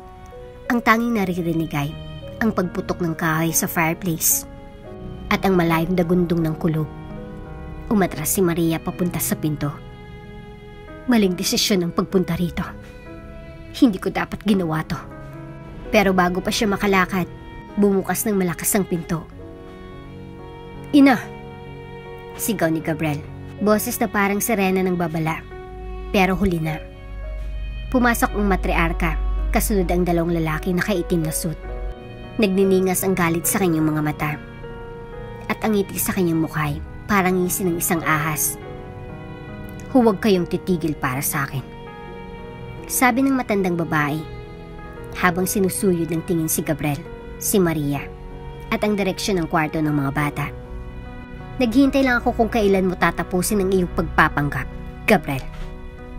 Ina, lumabas ka. Ang boses ni Gabriel ay parang bakal, matalim, at hindi mapipigilan. Ngunit nakatutok ang mga mata ng matriarka kay Maria. Hindi hanggang hindi tayo nagkakasundo ng maayos. Lumapit siya at dahan-dahang sumulyap sa kwarto kung saan natutulog ang mga bata. Matagal na nating pinapatagal ito, Gabriel. Agad gumalaw si Maria. Itinapat ang sarili sa pagitan ng matanda at ng hallway papunta sa mga bata. Nag-aapoy ang kanyang puso at ang kanyang mga mata ay parang isang leon na nagpuprotekta sa kanyang mga anak. Huwag kang lalapit sa kanila. Tumaas ang kilay ng matriarka pero hindi nawala ang ngiti sa kanyang mukha. Ganun ba? Akala mo ba kaya mo akong pigilan, iha? Binalingan niyang isa sa mga lalaking nakasuot. Dalhin sila rito. Huwag kang maglalakad. Sumabog ang boses ni Maria, malakas parang dagundong ng leon. Isang hakbang pa lang ang nagagawa ng lalaki nang biglang humarang si Gabriel. Ang kanyang bisig ay parang kidlat na pumigil sa galaw ng lalaki. Subukang mong lumapit sa kanila at titiyakin kong hindi ka makakalakad ulit. Banta ni Gabriel. Nag-aapoy ang kanyang galit. Nagdalawang isip ang lalaki. Tumingin siya sa matriarka, naghihintay ng utos. Mrs. Montenegro. Ngumuso ang matandang babae. Biglang nanigas ang kanyang mukha. Huwag mo siyang pakinggan. Nakalimutan na ni Gabriel kung sinong may kontrol dito. Dahan-dahang lumapit si Gabriel. Bawat hakbang ay puno ng otoridad at kapangyarihan. Sa bawat hakbang, lalong bumibigat ang presensya niya at parang natakot ang lahat ng tao sa kwarto. Ako ang may kontrol ngayon, ina. Kung sa tingin mo, papayagan kitang hawakan sila. Nakalimutan mo kung sino ako. Sandaling nanahimik ang matriarka pero hindi nawalang kasamaan sa kanyang mukha. Oh, alam ko kung sino ka, Gabriel. Sagot ng matriarka, puno ng laso ng boses. Isang hangal na pinayagang manaig ang puso kaysa sa utak.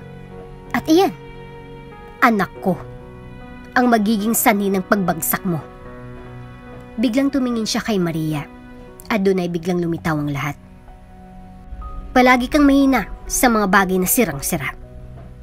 Bulong ng matriarka, galit na galit ang boses pero puno ng puot. At dahil sa babaeng ito, mawawala sa iyo ang lahat. Patuloy na umaalulong ang bagyo sa labas. Parang kanyo ng dagundong ng kulog na gumugulong mula sa kalayuan. Sa loob ng Montenegro Estate, tahimik ang labanan pero kasing matindi ng unos sa labas. Naupo si Maria sa gilid ng kama, mahigpit na nakayakap sa kanyang mga anak na magkakatabing natutulog.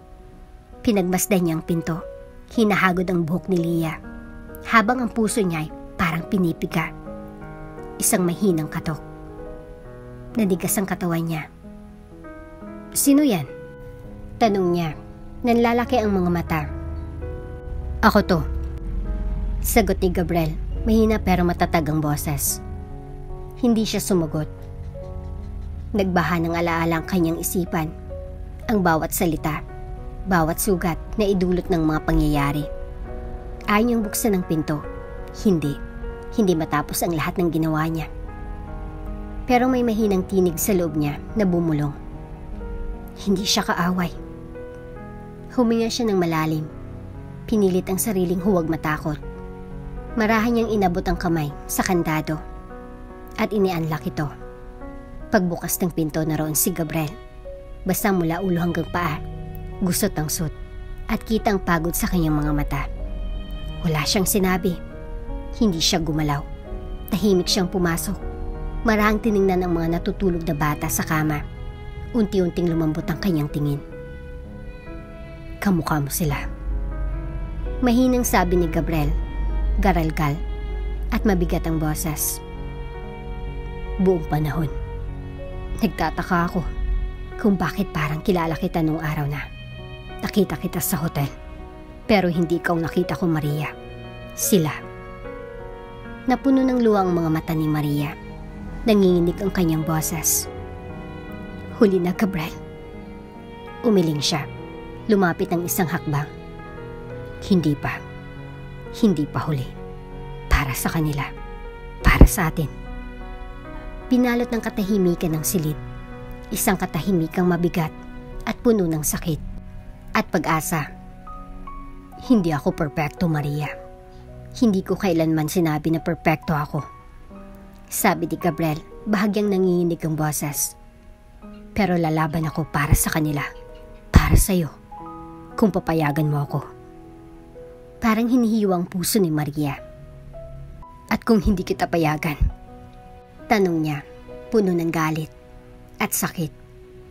Lumuhod si Gabriel sa harapan niya.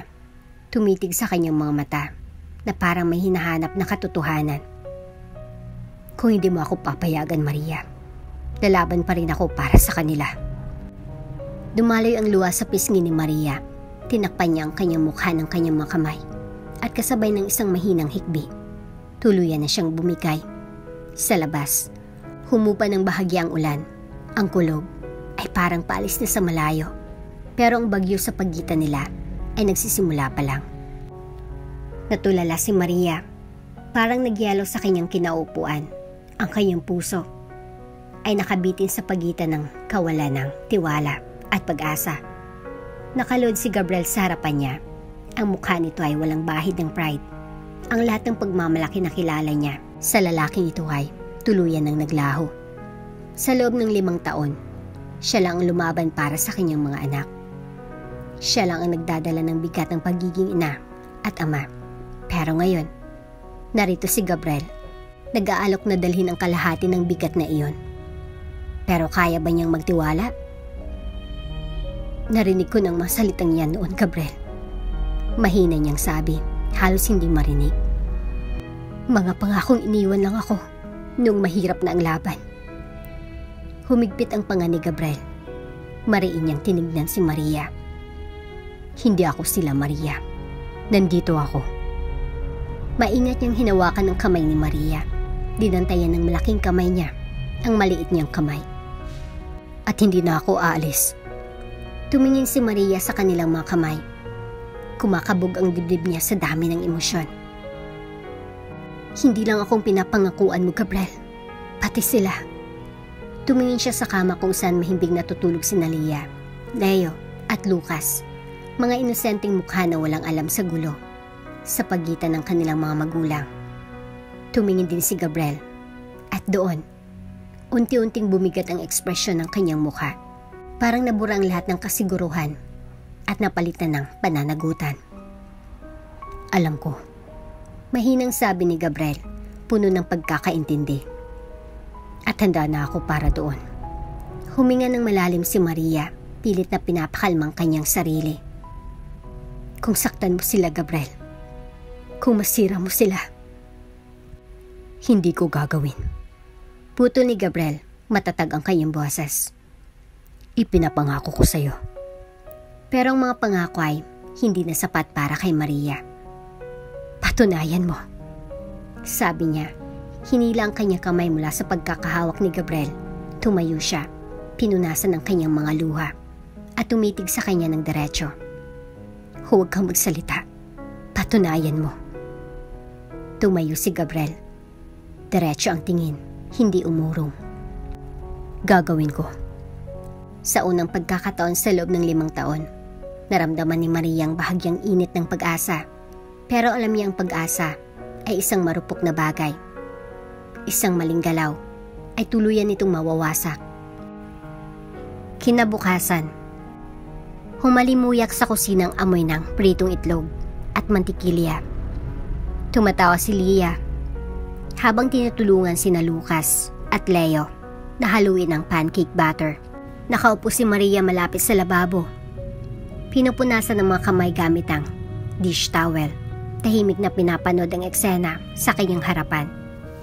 Parang normal. Ang kanyang mga matay na patingin sa lalaking nasa kusina. Si Gabriel. Naka-roll up ang manggas nito at may bahid ng harina ang mga kamay habang tinutulungan si Leo na ibuhos ang pancake batter sa kawali. Nakangiti siya. Tahimik pero maliwanag ang kanyang ekspresyon. Tumingin si Maria sa kanyang mga anak. Anak ko.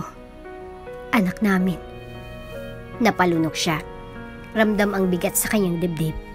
Sa loob ng maraming taon, siyang lahat para sa mga batang ito. Ina, ama, tagapagtanggol, tagapagbigay. Pero ngayon, nakikita niya silang tumatawa kasama si Gabriel. At doon, naramdaman niya ito. Ginhawa. Hinawakan niyang gilid ng countertop. Humigpit ang kapit niya rito. Huwag kang masanay, Maria.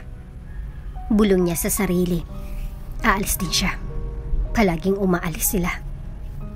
Mami! Tingnan mo! Tawag ni Leia. Pinalingon si Maria. Nakita niyang pancake na hugis puso na hawak ni Leia. Ginawa ni Daddy para sa'yo. Parang tinamaan ng pana si Maria. Daddy, natural na natural ang pagkakasabi ni Leia. Parang ito ang pinakasimpleng bagay sa mundo. Nagustuhan mo, Mami? Tanong ni Leia, nakangiti, puno ng pag-asa. Pilit nang umiti si Maria. Hinagod ang buhok ng anak. Oo, baby. Napakaganda. Sinalubong niya ang tingin ni Gabriel. At sa isang saglit, nakita niyang takot sa kanyang mga mata.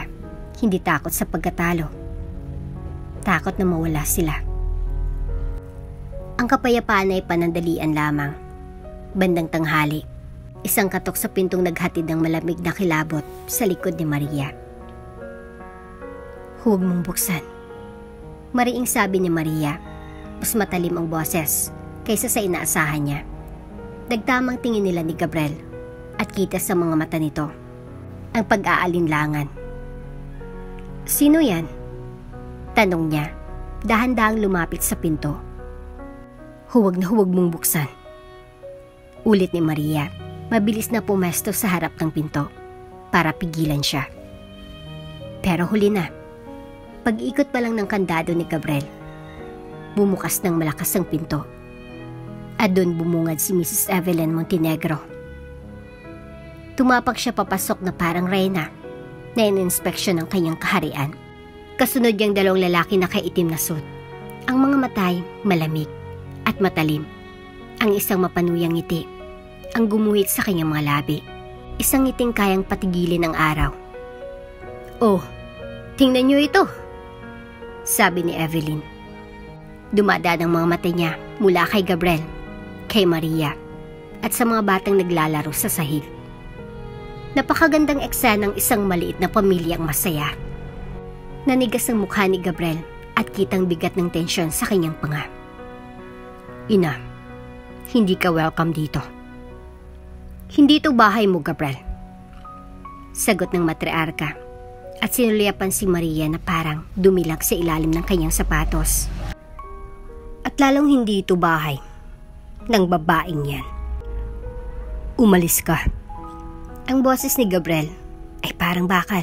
matalim, at hindi mapipigilan. Tumayo siya sa harapan ni Maria, parang pader na umaharang sa matriarka sa kanyang mga anak. Hindi mo pwedeng gawin to. At bakit hindi? Malamig nang umisi si Evelyn. Dumudulas ang kanyang mga salita na parang lason. Alam mo ba, hawak mo ng lahat ng kontrol, Gabriel? Iniisip mo bang pagmamahal ang magtatanggol sa'yo? Sinulyapan niyang mga batang naglalaro sa sahig at doon kumunot ang kanyang noo. Iniisip mo bang mas malakas ang pagmamahal kaysa kapangyarihan? Mabilis na kumilos si Maria. Tumayo siya sa harap ng kanyang mga anak. Ginawang pananggalang ang sarili. Umalis ka, Ginang Montenegro. Wala kang karapatang nandito. Umangat ang kilay ni Evelyn at isang malupit na ngising gumuhit sa kanyang mga labi. Walang karapatan? Iha, mali ang iniisip mo. Dahan-dahan siyang lumapit kay Maria. Unti-unting nagdidikit ang kanilang mga mata. Ikaw ang walang karapatan dito. Wala kang hawak na pagmamay-ari. Wala kang proteksyon. Isang pirma lang at mawawala sa iyo ang lahat. Ang bawat salita ay parang punyal na bumabaon sa puso ni Maria. Pero hindi siya umatras. Kung ganun, kailangan mo akong labanan para makuha to. Ikinalulugod ko, sabi ni Evelyn. At dahan-dahang lumapit pa, parang ahas na gumagapang papalapit. Masarap panoorin ng mga nagmamagaling na ina na nagkukunwaring malalakas. Subukan mo. Matatag na sabi ni Maria, nakatitig ng diretso sa kanyang mga mata. Pero papansinin mo, hindi ako natatakot sa iyo. Lumalim ang ngiti ni Evelyn, pero sa pagkakataong ito, nagniningning sa kanyang mga mata ang kasamaan. Enjoy mo na lang ang larong pamilya, Iha, dahil susunugin ko ito hanggang sa pinakapundasyon. Kinagabihan, naupo si Maria sa gilid ng kama. Hawak-hawak ang ulo. Sa tabi niya, marang hinihibas ni Lina ang kanyang likod. Dahan-dahan, parang pinapakalma siya. Gagawin niya yun, Lina.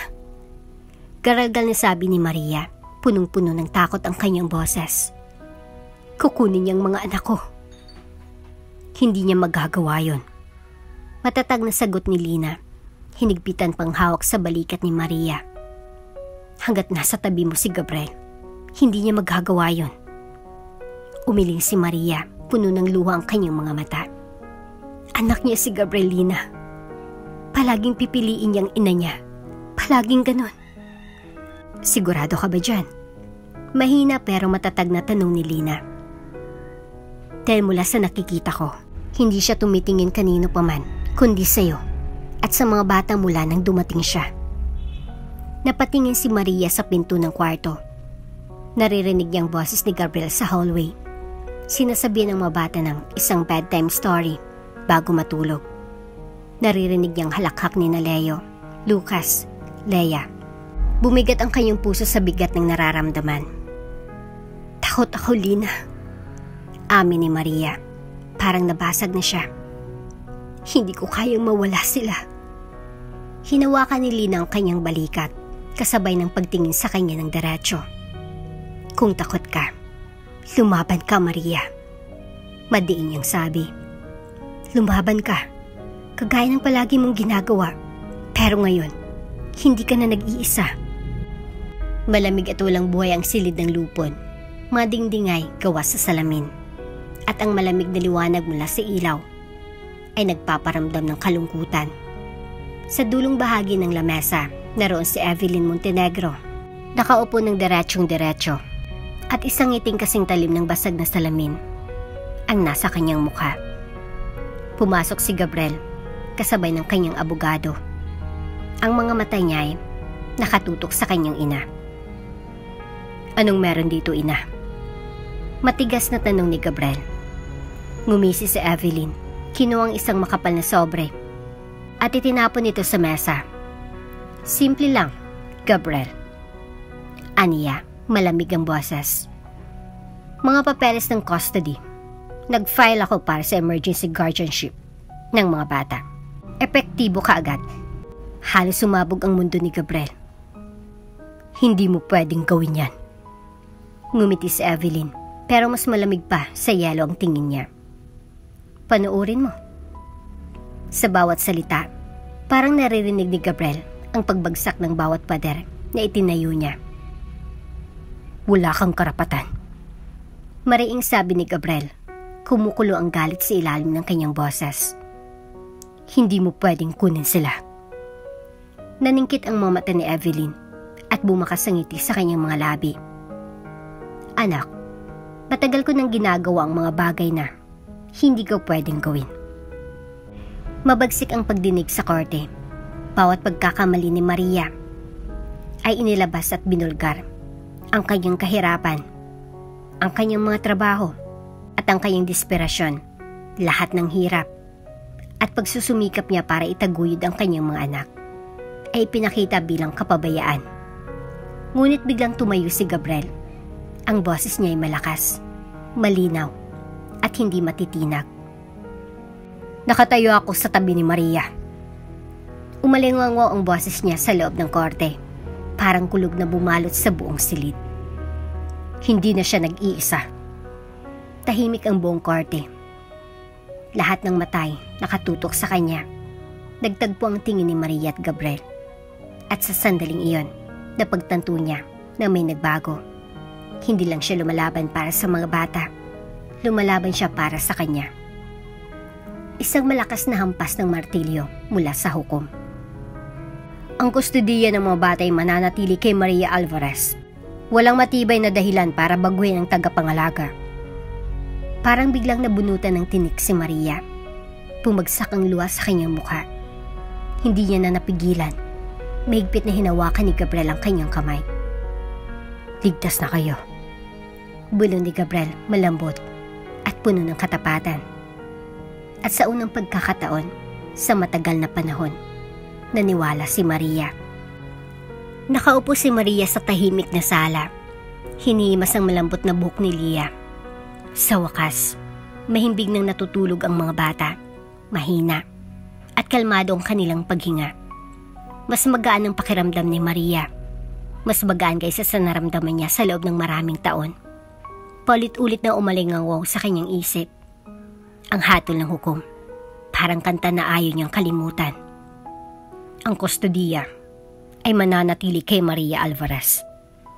Ngumiti siya, isang ngiti ng tagumpay at kaginhawaan. Tiningnan niya si Gabriel na nakasandal sa counter ng kusina. Nakapamulsa at nakatingin sa kanya. Para bang siya lang ang taong mahalaga sa mundo. Ibang init na nakita niya sa mga mata ni Gabriel. Hindi niya ito kinasanayan, pero sa gabing ito, hindi siya umiwas ng tingin. Nanalo tayo. Bulong ni Maria kasabay ng isang mabigat na buntong hininga.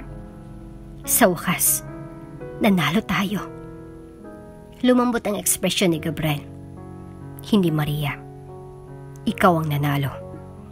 Lumapit siya. Dahan-dahang naglakad palapit sa kanya. Tinulungan lang kitang makuha ang matagal mo nang nararapat. Napalunok si Maria. Naramdaman niyang bigat ng katapatan sa boses ni Gabriel. Hindi niya alam kung paano harapin ang ganitong uri ng sinseridad. Iniling niyang ulo. Pinilit itagong luhang gustong tumulo. Hindi ko ginusto na umasa sa iba, Gabriel. Lumuhod si Gabriel sa harap niya. Inilagay ang kanyang mga kamay sa tuhod ni Maria. Alam ko, pero kahit ang pinakamalalakas na tao ay nangangailangan ng sandalan minsan. Nagtagpo ang kanilang mga mata. Nakita ni Maria ang hilaw na katotohanan sa mga mata ni Gabriel. Paano kung iwanan mo rin kami? Paano kung isang araw magbagong isip mo? Hindi kumurap si Gabriel. Hindi ko gagawin. Mariin ang boses niya, puno ng kasiguruhan. Pagod na akong tumakbo, Maria. Mula sa'yo, mula sa kanila, mula sa lahat. Tapos na ako sa pagtakas. Nanikip ang lalamunan ni Maria. Sa unang pagkakataon, naniwala siya. Hindi dahil sa mga salita niya, kundi dahil sa nakita niya sa mga mata ni Gabriel. Walang kasinungalingan doon. Walang takot. Walang pag-aalinlangan. Sa harap niya, naroon ang isang lalaking nakahanap ng kanyang tahanan. Ang kapayapaan ay hindi nagtagal. 2 araw pagkatapos ng hatol ng korte, humintong isang itim na kotse sa harapan ng apartment ni Maria. Sumilip siya mula sa mga blinds ng bintana at biglang bumigat ang kanyang dibdib. Si Evelyn. Nanigas ang kanyang panga. Hindi ngayon. Bulong ni Maria, hawak-hawak ang blinds. Lumabas si Gabriel mula sa sala. Kitang pagbabago sa ekspresyon niya nang makitang mukha ni Maria. Anong nangyari? Tanong niya, mabilis na lumapit. Nandito siya. Itinuro ni Maria ang kotse sa labas. Ang nanay mo. Biglang umigting ang panga ni Gabriel. Kitang-kitang mga ugat sa kanyang leeg, habang mariin niyang kinuyom ang kanyang kamao. Diretso siyang naglakad papunta sa pinto, puno ng galit, at layunin ang bawat hakbang. Gabriel, sandali. Mabilis na hinawakan ni Maria ang braso niya. Kapag lumabas ka ng galit, gagamitin niya iyon laban sa'yo. Gusto niyang mawala ka sa kontrol. Huminga ng malalim si Gabriel. Pilit pinapakalmang sarili. Pero kita pa rin ang tensyon sa kanyang katawan. Sobra na siya, Maria. Kailangan na itong matapos. Bumukas ang pinto bago pa man niya mahawakan ng hawakan. Oh, mabuti at pareho kayong narito. Sabi ni Evelyn. Nakangiti pero ang kasinungalingan sa kanyang mukha. Parang ahas na may ngiting matamis. Tiningnan niya si Maria mula ulo hanggang paa. Halatang hinuhusgahan siya. Napakaaliwalas naman ng eksena. Hindi bagay sa'yo, Iha. Tumawid ang braso ni Maria. Kita sa mukha niyang matinding determinasyon. Kung nandito ka para magyabang, nasasayang lang ang oras mo, Evelyn. Hindi, Iha. Tinaas ni Evelyn ang kanyang kilay. At sa isang matamis pero malamig na ngiti, nagbigay siya ng huling babala. Nandito ako para bigyan ka ng isang huling pagkakataon. Lumapit ang tingin niya kay Gabriel. Umuwi ka na, Gabriel. Iwanan mo ng kalokohang ito. Patawarin kita. At mabubura natin ang kahiyan na idinulot ng sitwasyong ito. Lumalim ang tingin ni Gabriel at parang mga punyal ang kanyang mga mata. Sa tingin mo, iiwan ko ang pamilya ko? Ang mga anak ko? Hindi sila ang pamilya mo. Singhal ni Evelyn na walang ngiti sa kanyang mukha. Sila ay abala. At ang mga abalay nagpapahina sa'yo. Lumapit si Maria. Diretso ang tingin. Mali ka, Evelyn. Hindi kaming nagpapahina kay Gabriel. Itinas niya ang kanyang baba, matatag at matapang. Kaming nagpapalakas sa kanya.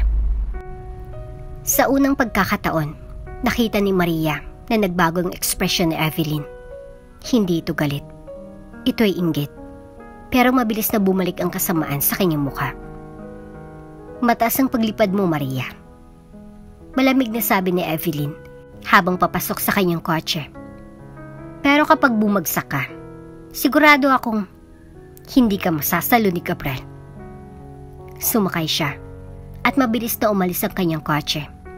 Iniwan sa likuran ang babala na parang eko na nagbabantang unos. Kinagabihan, nakaupo si Maria sa tabi ng bintana, nakatingin sa malayo habang pinagmamasdan ng kalsada sa ibaba. Tahimik na nakaupo si Gabriel sa tabi niya. Walang imik, pero naroroon. Hindi siya mali. Bulong ni Maria, malayo ang tingin at puno ng bigat ang boses. Ang mga kagaya ko, hindi dapat nananalo, Gabriel. Ang mga kagaya ko, hindi dapat nakakaranas ng masayang wakas. Sumilay ang kirot sa mga mata ni Gabriel, pero hindi siya kumontra. Sa halip, marahan niyang hinawakan ang kamay ni Maria. Kung ganun, baka oras na para baguhin natin yan.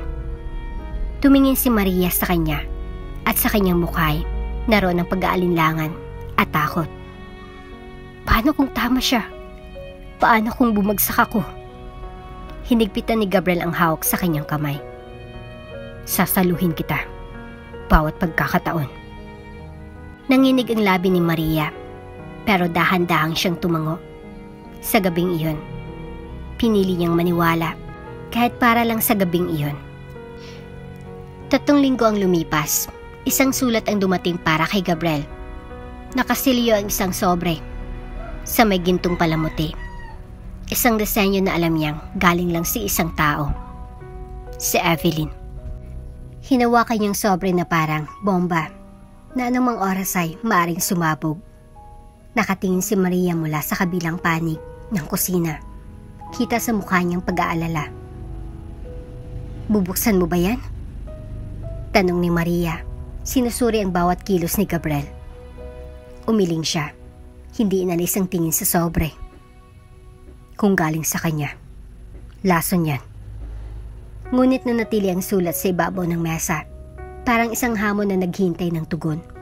Pagsapit ng hating gabi, hindi niya na napigilan ang sarili. Dahan-dahan niyang binuksan ang sobre.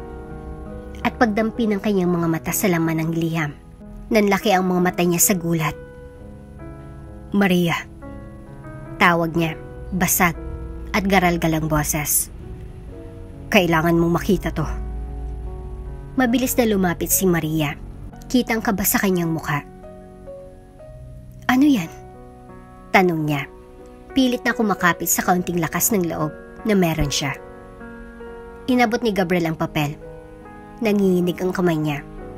Habang inaabot ito, binasa ito ni Maria. At bawat linya ay parang pabigat na nakapatong sa kanyang dibdib. Bumagal ang kanyang hininga at bigla siyang napatingin kay Gabriel, puno ng pagkabigla at takot ang kanyang mga mata.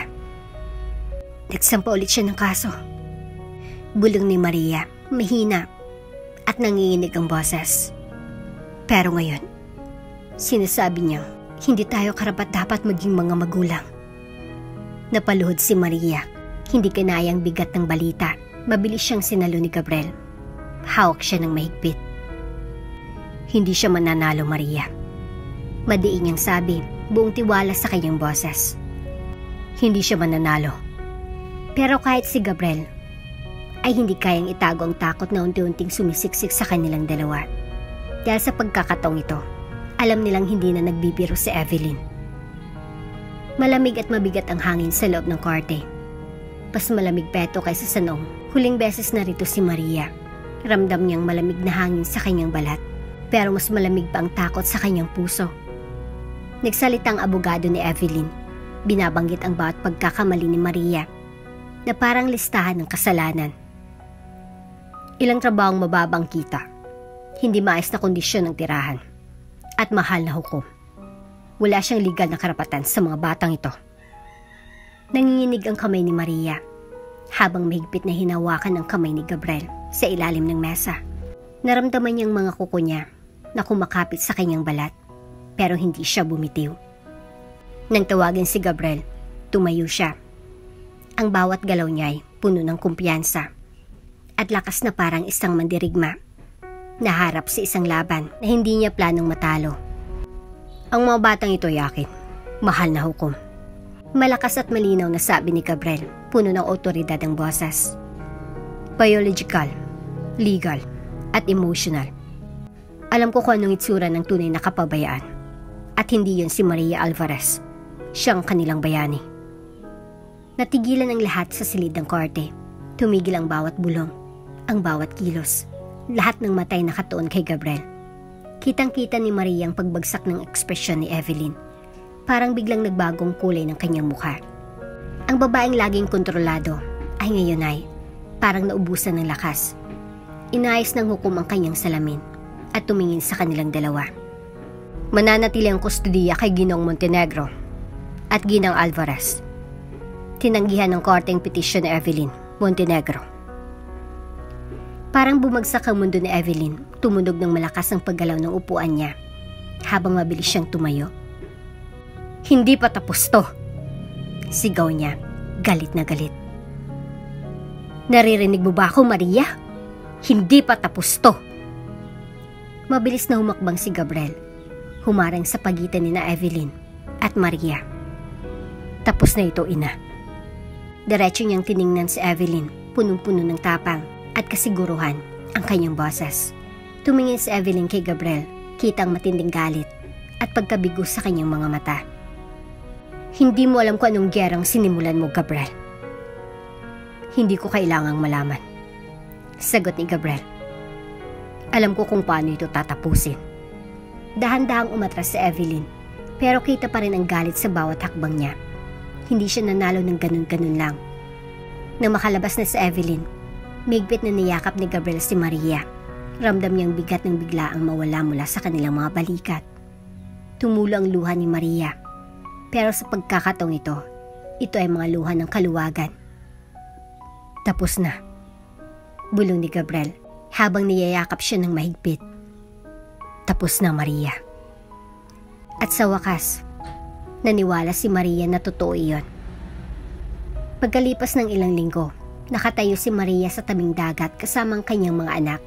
Si Leia ay masayang nagtatampisaw sa mababaw na tubig. Si Leia ay tumatakbo at hinahabol ang mga alimasag, habang si Lucas ay abala sa paggawa ng kutsilyong buhangin na halos kasing taas niya.